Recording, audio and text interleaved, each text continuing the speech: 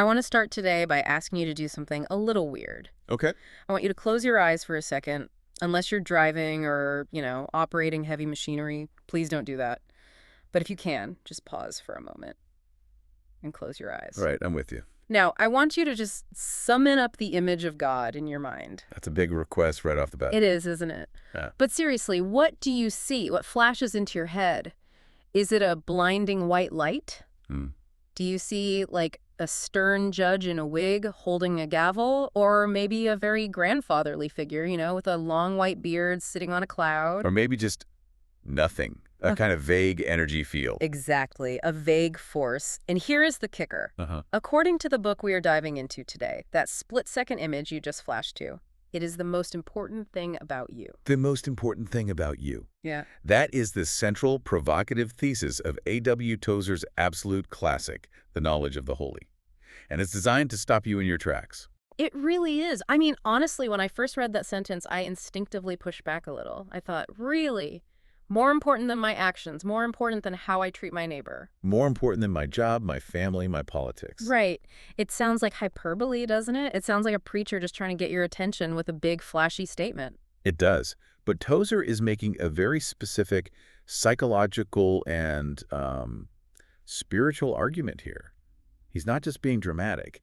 He's saying that your God concept, that mental image, is essentially the DNA of your soul. The DNA of my soul. Yeah. And if that DNA is damaged or corrupted or just plain wrong, then everything that grows out of it, your morals, your mental health, your worldview, your daily anxiety levels, all of it will be mutated. So if I view God as a kind of cosmic tyrant, then I'll probably live my life in fear, and I'll probably be tyrannical myself to the people below me in my own little sphere. Exactly. You become what you worship. It's an old principle. If you view God as a sort of celestial Santa Claus, your faith becomes incredibly shallow, and it just collapses the moment you don't get the gift you wanted for Christmas. Or if your God is chaotic and unpredictable, your life will feel chaotic and unpredictable. You've got it. And what's really striking is that Tozer wrote this book back in 1961. And even then, he felt the church was already losing the plot. He identified this core problem, which he called the loss of majesty. 1961. That's fascinating to me because that feels like a relatively religious time in American history, at least compared to now. People went to church. The culture was, generally more Judeo-Christian on the surface. Right. You'd think he was writing in, 2024. But Tozer was something of a prophet. He saw the cracks forming in the foundation long before the walls started to crumble. He saw what he called the low view of God creeping in. A low view of God. Yeah. He argued that we were, in effect, turning God into a utility. A facility, like electricity, or the water company. In a sense, yes. Think about how we treat our utilities. Yeah. We want the power to be on so we can watch TV, and we get angry when it's not. But we don't want to know the CEO of the power company. We have no interest in their character or their attributes. You just want the service. You just want the service. And Tozer's point is that we've started treating God that way. We want him to power our lives. We want him to make us successful and happy and safe. But we don't necessarily want to know him for who he is. We want the blessing, but we're not that interested in the blesser. Wow. And he uses this incredibly strong word to describe this. He calls it a decadent view of God. Decadent. That's such a powerful word. It implies something is rotting or decaying from the inside out. And he argues that this low view, this rot, is the cause of 100 lesser evils in the Christian life. That's a bold claim. 100 lesser evils. So let's make this personal for a second. The anxiety I feel about my job, the jealousy I feel toward my neighbor when they get something I want, the lack of discipline in my prayer life, the fact that I sometimes snap at my kids. Tozer is tracing all of that somehow back to a bad mental picture of God. He is. He's making a direct causal link. He argues that we are constantly trying to treat the symptoms. We try to fix our anxiety with breathing techniques or fix our sin with sheer willpower. But we are ignoring the underlying disease. And the disease is? The disease is that our God is too small. We are trying to navigate a hurricane in a little paper boat because we don't realize we have an anchor that goes down to the bedrock of the universe. So the mission for this deep dive is actually, it's a rescue mission in a way. I like that. We're trying to rescue our own minds from the small, cheap, convenient gods we've invented for ourselves and replace them with the real thing. Or at least as much of the real thing as our finite brains can handle without, melting. Because that's the other part of this book. It stretches you. It hurts your brain, but in the best possible way. Well, let's get into the brain-hurting part immediately then. Section 1 covers what Tozer calls the incomprehensible God, which sounds like a paradox right out of the gate. If God is incomprehensible, why did he write a whole book about knowing him? It is a paradox, but it's a completely necessary one. Tozer has to start here. He says that the human mind cannot simply crash past the familiar into the totally unfamiliar. We are finite creatures. Right. We live inside a box of time and space and cause and effect. God is the infinite creator outside that box. There is a fundamental gap there that raw intellect on its own cannot cross. So we can't just figure God out like it's a math problem. I can't just sit down with a calculator and deduce the nature of the Trinity. No. And Tozer references this ancient concept from medieval mysticism called the cloud of unknowing. The cloud of unknowing. It basically means we cannot see God clearly by the light of our own understanding. Our reason can take us to the edge of the cliff, but it can't fly. And here's the really sharp point he makes. If you think you can fully wrap your mind around God, explain all his motives perfectly, and predict his actions with certainty, then you're probably not talking about God. Tozer would say you haven't found God. You found an idol. That's a scary thought. Because we love certainty, don't we? We love data. We want a formula. We want to know exactly how X leads to Y. We want a God who fits neatly into our spreadsheets. And that desire for control, for a manageable God, is the very root of idolatry. Tozer says that if we can fully understand our God, he is likely a creation of our own fancy. What does he mean by that? He means we have projected our own personality onto the sky, magnified it by 1,000, maybe cleaned it up a bit and called it God. But the true God, the God of the Bible, must be incomprehensible to the finite mind, precisely because he is infinite. If he wasn't, he wouldn't be God. Okay, so does that mean we just give up? Throw our hands in the air and say, well, he's incomprehensible, so let's just go get lunch and not think about it. Not at all. And this is the beauty of the paradox. While the mind hits a wall, Tozer says that faith can break through that cloud of unknowing. We can know him, but we can't fully comprehend him. Know him, but not comprehend him. Think of it like the ocean. You can go to the beach, you can touch the ocean, you can swim in it, you can know it's wet, that it's salty, that it's immensely powerful. You can have a real personal knowledge of the ocean, but you can't hold the entire Atlantic Ocean in a teacup. We are the teacup. We are the teacup. And trying to fit God into our minds is like trying to pour the ocean into that teacup. It's just going to overflow and make a mess. And this leads right into what Tozer calls the idolatry of the mind, which, again, when I hear the word idolatry, I think of, the golden calf in the book of Exodus, or statues in a temple, people bowing down to the sun in ancient times. Right, physical objects. But Tozer says we are all at risk of this every single day, even if we are staunch monotheists who would never dream of bowing to a statue. Yeah, his definition is so convicting. He says idolatry is entertaining thoughts about God that are unworthy of him. That hits close to home. That's not about what's in a temple. It's about what's in my head. It brings the definition of idolatry uncomfortably close, doesn't it? It's not about statues. It's about the concept you hold. If we are cruel people, we tend to imagine a cruel, vindictive God who is on our side against our enemies. If we are sentimental, soft people, we imagine a grandfatherly God who doesn't really care about sin and just wants everyone to have a nice time. If we are obsessed with success, we imagine a God who is essentially our cosmic business partner or a corporate sponsor. So the idol isn't made of wood or stone. It's made of our own thoughts. It's a mental construct. It is an idol of the intellect. And Tozer warns that this fake God, this God who is base or pure, cruel or kind, based on the moral state of our own minds, that God cannot save us. It has no power. It's just us, talking to ourselves in an echo chamber. A God you invented cannot pull you out of the pit. So what is the takeaway here? How do we stop building these mental idols? Because it seems like my brain just naturally wants to make God smaller, more understandable, more like me. I think the very first step to loving God deeply is admitting that he is not exactly like us. We have to stop trying to bring him down to our level. We have to use what Tozer calls like words analogies. Like words. We say God is like a father, or God is like a shepherd, or a rock. The Bible is full of them. But we must always remember he transcends those analogies. He is that, but infinitely more. It requires a deep humility. It requires being able to say, I don't fully get it, and being okay with that mystery. Just being okay with the awe. Exactly. Okay, let's unpack some of these specific attributes that Tozer uses to just shatter our little mental idols. One of the first and most brain-bending ones he dives into is God's existence. Specifically, two big concepts: self-existence and self-sufficiency. Let's start with self-existence. All right. The fancy theological term here is aseity. It comes from the Latin phrase esse, which literally means from oneself.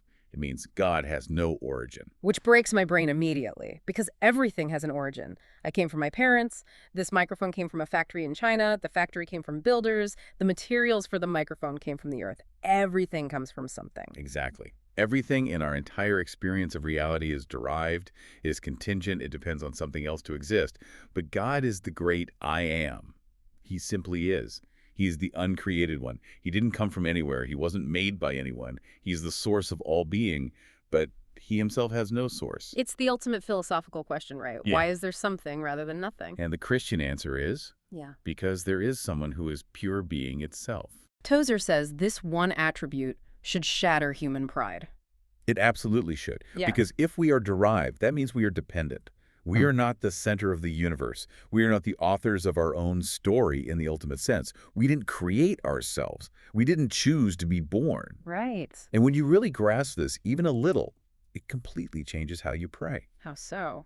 Well, you stop coming to God as if you are a business partner negotiating a contract between equals.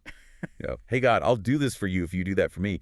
You can't negotiate with the source of your very breath. You come as a derived creature depending entirely on the source. It moves you from a posture of entitlement to one of overwhelming gratitude. And that leads directly to the next one, which I think is even harder for modern people to swallow and might even make some listeners angry: self-sufficiency. This is the hard truth. God does not need us. Okay, I want to stop you right there, because this is where I think Tozer's going to get some serious pushback. I go to church, I listen to the sermons, I hear the songs, and the message I hear constantly is that God needs me. God has no hands but yours. God is counting on you to share the message. Right, it's a very common message. It paints a picture of a partnership, like we're co-laborers. But Tozer says, no, that's not right. Tozer says absolutely not. And he's, frankly, brutal about it. He calls that the charity view of God. Charity? What do you mean? Imagine a billionaire who loses everything in a market crash and ends up having to beg on the street corner. Yeah. We give him money out of charity. Tozer says we often act like God is that beggar. He's up in heaven, frustrated, wringing his hands, saying, oh no, if Bob doesn't volunteer for the Sunday school team this year, my entire kingdom is going to collapse. We act like God needs our defense, our service, our money to keep his enterprise afloat. I mean, when you put it that way, it sounds completely ridiculous. But isn't there a partnership? Doesn't he want us to work with him? There is service, yes. We absolutely get to participate. But here is the theological hard line. God creates everything. Nothing creates him. God sustains everything. Nothing sustains him. If God needed your help, he would be dependent on you. And if he is dependent on you, then in that moment, you are arguably more powerful than he is. That's the flip. A dependent God isn't a God worth worshiping. If he needs me to survive, I should probably be worshiping myself. Precisely. Tozer uses an analogy. Think of a surgeon and a scalpel. The patient needs the surgeon to live. The surgeon uses a scalpel to perform the surgery. Does the surgeon need that specific scalpel? No. He could use another one. He could use a laser. He's powerful enough to get the job done with different tools, but he chooses to use that particular scalpel. So we are the scalpel in that analogy. We are the scalpel. And I know that sounds humbling, maybe even demeaning to our modern egos. We want to be the co-surgeon. We want to be essential. But Tozer argues that realizing God doesn't need us is actually the most comforting, liberating thing in the world. Unpack that, because honestly, hearing God doesn't need you on the surface sounds a bit like rejection. It sounds like he's indifferent or aloof. It's the exact opposite. If God needed you, his love for you might just be manipulation. Think about it. If I need you to give me $100 to pay my rent, I'm going to be really, really nice to you. I'm going to flatter you. I'm going to tell you how great you are. But do I really love you? Or do I just love what you can do for me? Do I love your wallet? It becomes transactional. You're using me to meet your need. Right. But because God has everything, he has all the glory, all the joy, all the power. He doesn't need anything from you, which means when he loves you, he actually loves you. He loves you for you, not for your utility. His love is entirely voluntary and gracious. He loves you because He chooses to, not because he has to. Okay, that actually takes a massive weight off my shoulders. I feel like a lot of religious burnout comes from this implicit idea that we are somehow keeping the lights on in heaven. Like if I take a break or say no to something, God's whole plan fails. Exactly. Tozer wants you to resign from your self-appointed position as the general manager of the universe. It's not your job. God is self-sufficient. He invites you into the work for your joy and your growth, not for his survival. It transforms service from a heavy burden into a glorious privilege. That is a huge shift in perspective. Okay. Okay, let's talk about time. This is another one where our little mental image often fails us. We tend to think of God as just existing for a really, really long time. Like he's just incredibly old. Right, like he's Gandalf, but a million times older. He's been around forever. But Tozer, using an analogy he borrows from C.S. Lewis, corrects this fundamental misunderstanding. We need to think of eternity not as endless time, but as a different mode of existence entirely. Imagine eternity as an infinite sheet of paper. Okay, I've got the blank white sheet of paper in my head. A huge, endless piece of paper. Now take a pencil and draw a short, 1-inch line on that paper. That little line is time. It has a beginning, creation, and an end, Judgment Day. We live on that line. We move from point A to point B moment to moment. We can't see the end of the line from where we are right now. But God is the paper. He is the paper. He is outside the line, containing the line. Exactly. So he isn't sliding along the line with us, wondering what's around the next bend. He sees the beginning of the line and the end of the line at the exact same instant. He is looking at the whole picture simultaneously. So he isn't waiting for tomorrow to happen. For him, it's not tomorrow. He is already there. He is already there. Tozer says, for God, nothing has happened and nothing will happen. Everything is a Quran. He lives in an eternal now. What does that mean for me practically? When I'm stressed out about a deadline at work, or I'm waiting for medical test results to come back, or wondering if I'll ever get married, all these things that are in my future. It means God never hurries. There are no deadlines for God. He is never running late. Tozer says this concept cures the nervousness of modern life. If you are in Christ, God is already in your tomorrow. He has already seen the outcome of the problem that is keeping you awake tonight. You can rest because the one holding you isn't trapped in the timeline with you, panicking about what's next. God is already in your tomorrow. That is one to write down on the bathroom mirror. It absolutely is. It changes how you wait. You aren't waiting for God to catch up. You're waiting to catch up to where God already is. Let's move to section 3. Tozer calls it the unchanging anchor. We live in a world where everything changes. Technology, politics, our culture, our own bodies. I look in the mirror and I see change, not always the good kind. But Tozer introduces this attribute. Immutability. Immutability. It's a fancy theological word that simply means God does not change. He never differs from himself. He's eternally consistent. So he doesn't grow. He doesn't learn. Because in our culture, we value growth. We tell people, you need to learn and grow as a person. That's seen as a good thing. It's a good thing for us because we are imperfect. But think about what growth implies for a perfect being. If God learned something new today, it would mean he didn't know it yesterday, which would mean he wasn't omniscient or perfect yesterday. Right. If he grew morally better, he would be improving, which means he wasn't perfectly good before. God cannot change for the better because he is already perfect. And he certainly cannot change for the worse because that would mean he ceases to be God. I love how Tozer contrasts this divine stability with our human instability, because we are incredibly unstable creatures. We are. We are so moody. We break promises. We wake up on the wrong side of the bed and it ruins our whole day. We love something one day and we are bored with it the next. Tozer points out that human relationships are often terrifying, precisely because people change. The person who loves you deeply today might grow cold and leave you tomorrow. That is the root of so much relationship anxiety, isn't it? Will they still love me if I mess up? Will they still love me when I get old and my looks fade? Exactly. But here is the profound emotional resonance of immutability. God never cools off in his affections for his children. His attitude toward the repentant sinner is the same right now as it was when he sent Christ to die on the cross 2,000 years ago. He doesn't have bad days. He doesn't wake up grumpy. You don't have to tiptoe into his presence and wonder, is God in a good mood today so I can ask for forgiveness? There is a quote here that just sums it all up for me. We trust a rock, not a wave. That's it. A wave is powerful, but it's constantly shifting and moving. A rock is immovable. It's your anchor in the storm. And this attribute connects directly to his faithfulness, because he cannot change. He cannot be unfaithful. It's an impossibility. Now, I want to dig into something specific here because it confuses me sometimes. Tozer talks about the unitary nature of God, and I feel like this is where my mental image of God gets really messy.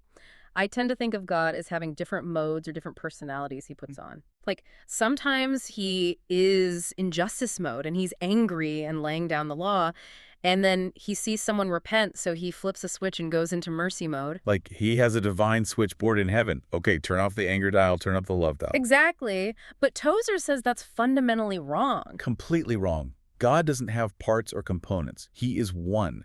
He is not a collection of attributes that have been glued together. He doesn't suspend his justice in order to be merciful.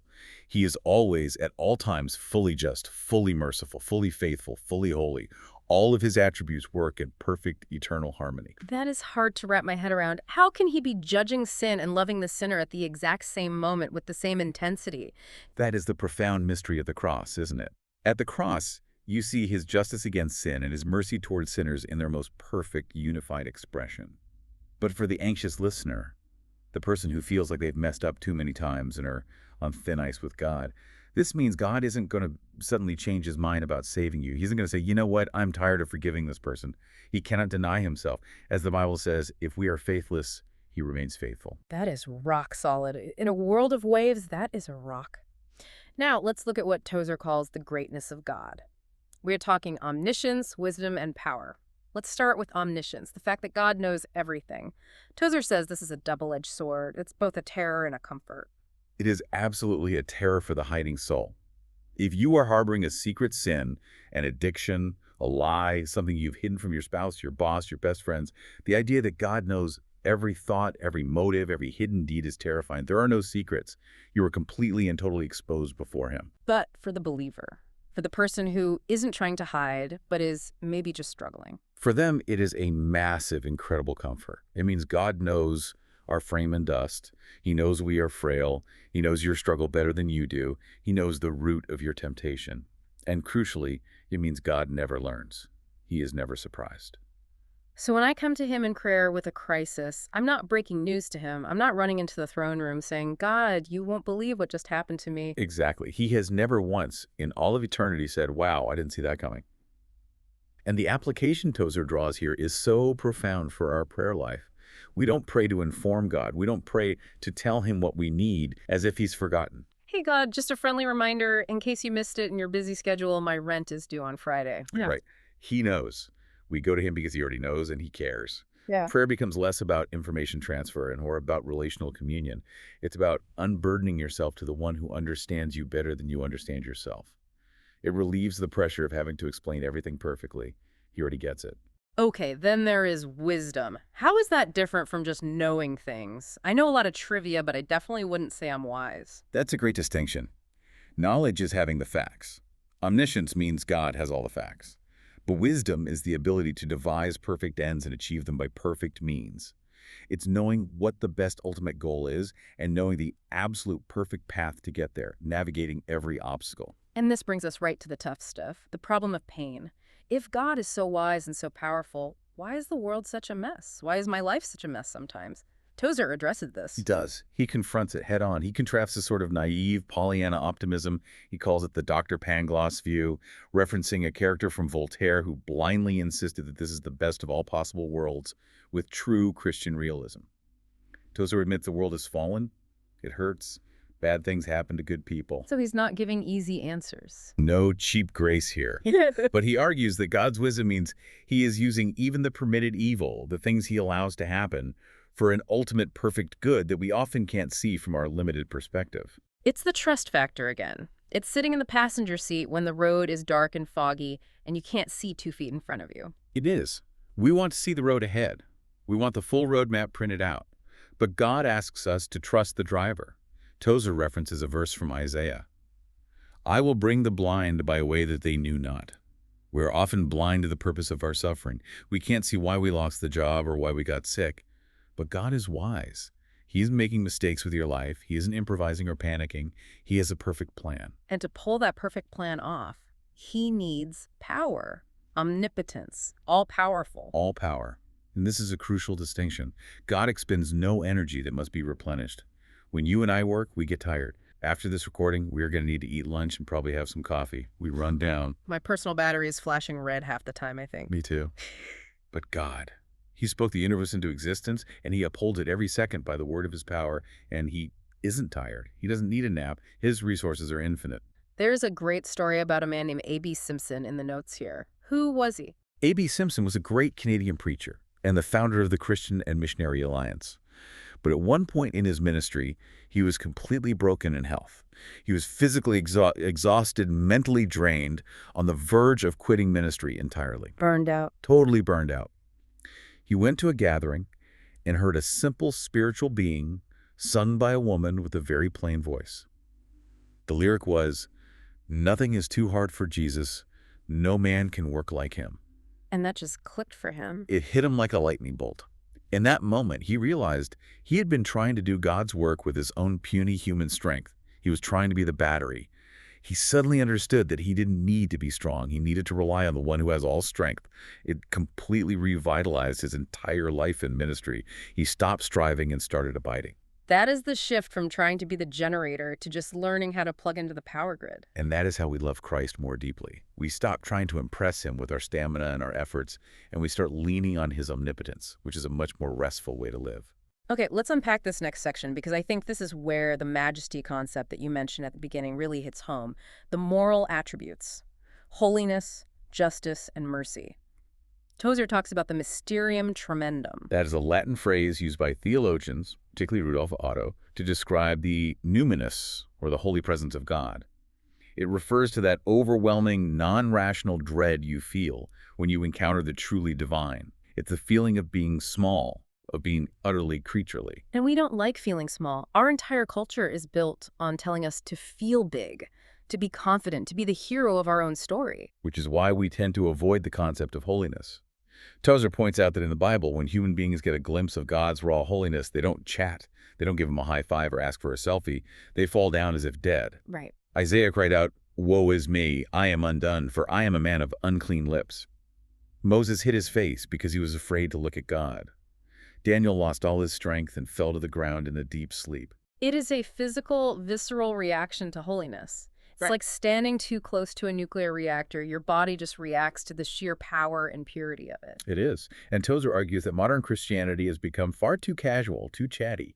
We have lost what he calls spiritual silence. We rush into worship with a lot of noise and smoke machines and loud music and chatter, but we rarely just stop and feel the weight of his holiness. We've domesticated God. We treat God like a buddy, not a consuming fire. He calls for a recovery of awe, but here's the problem. If God is that holy and I am, well, not, that leads directly to the problem of justice. If God is perfectly holy, he has to hate sin, and I have sin, so we have a problem. That creates the central tension of the entire Bible. Justice means moral equity. God always acts like himself, and since he is holy, he must punish sin.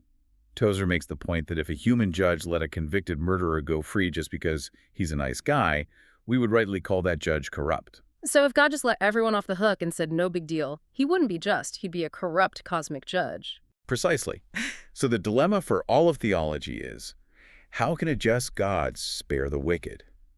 How can he let us into heaven without compromising his own perfect justice? This is the core of the gospel message. It is. Tozer leans on the classic argument from Anselm of Canterbury here.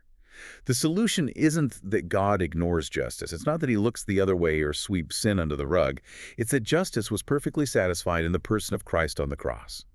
God spares the wicked because he is good, but he does so through the cross so that he remains perfectly just. He doesn't ignore the bill for sin. He pays it himself. And that's where mercy and grace come in. I have to admit, I use these words interchangeably all the time, but Tozer actually distinguishes them. He does, and it's a really helpful distinction. Mercy is God's goodness confronting human misery and guilt. It's God looking at your suffering, your mess, your regret, your brokenness, and having compassion. It's his pity.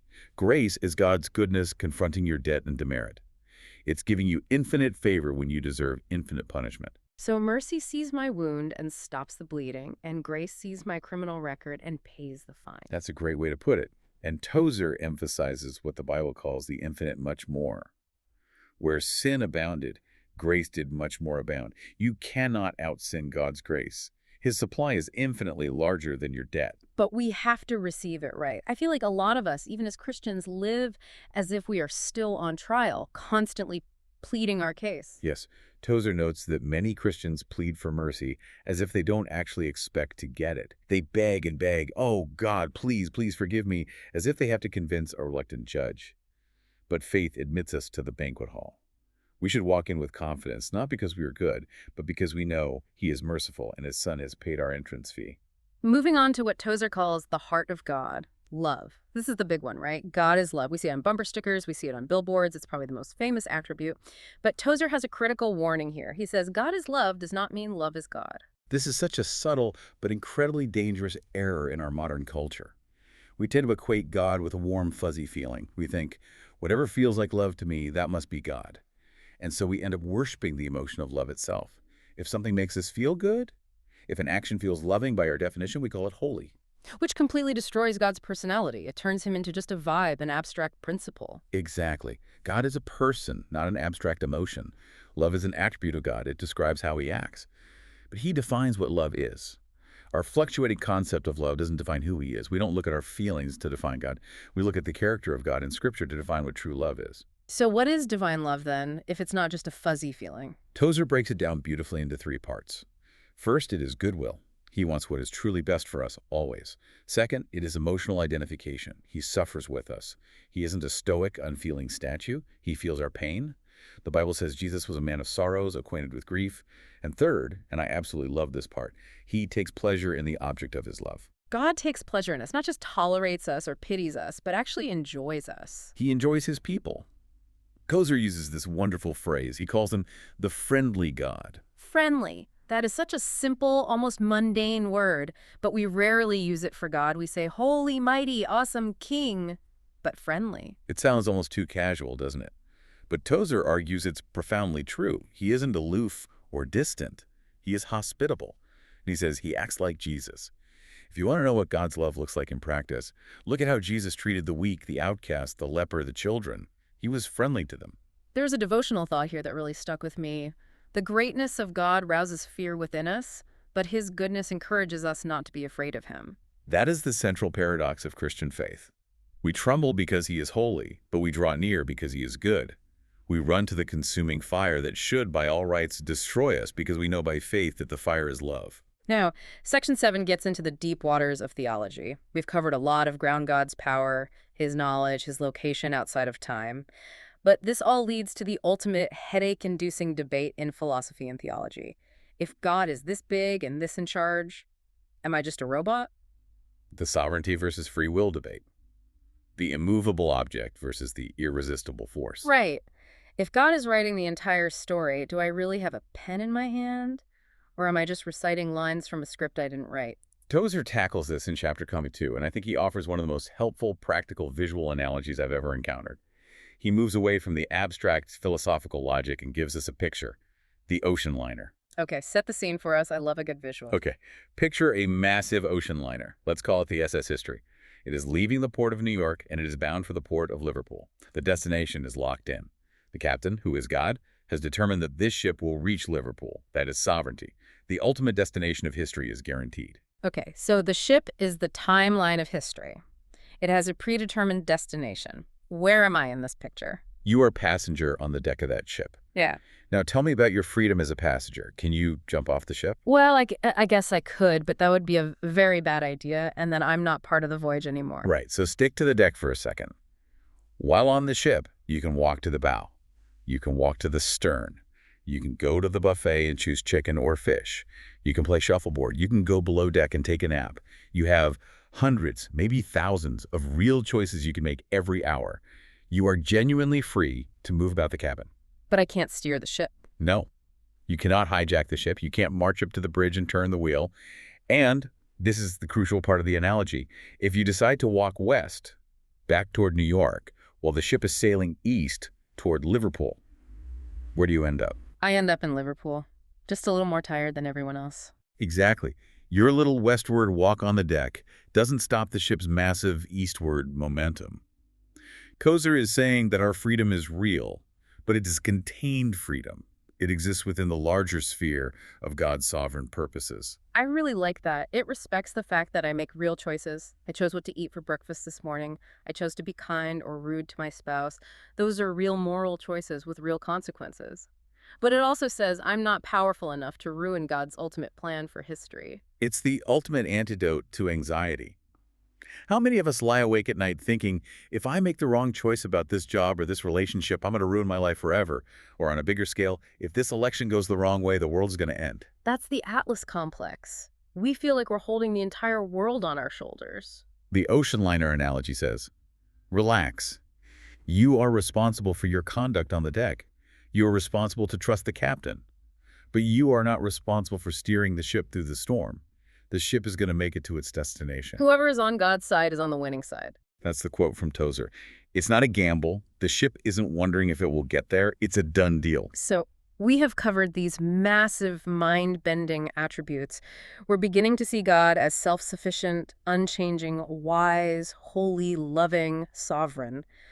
But the question remains, how do we apply this? How do we live this out today? Because it's so easy to listen to this, nod along, feel smart, and then go right back to yelling at traffic and being anxious about our 401k. And this is where Tozer shows he's not just a theologian, but a pastor. This is section 8, the open secret. He doesn't just leave us with high thoughts. He calls us to a high life. The secret is simply this: acquaint thyself with God. But he gives 6 practical, and I have to warn you, very challenging conditions for really knowing God in this way. They rarely are easy, are they? Let's walk through them. What's the first one? The first is forsake sins. Right out of the gate. You can't hold on to high-handed, willful rebellion and expect to be intimate with a perfectly holy God. You can't say, I want to know you, God, while you're actively punching him in the face with your lifestyle choices. Exactly. He says God will not dwell in a divided heart. The second condition is utter committal. This is faith in its truest sense. It's an emotional and volitional attachment to Christ. It's going all in.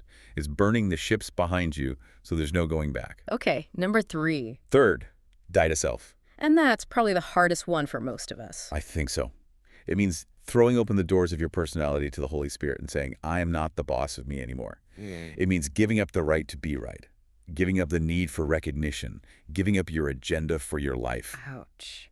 Okay, number 4. Fourth, repudiate cheap values. This is so relevant for our culture today. Unbelievably so.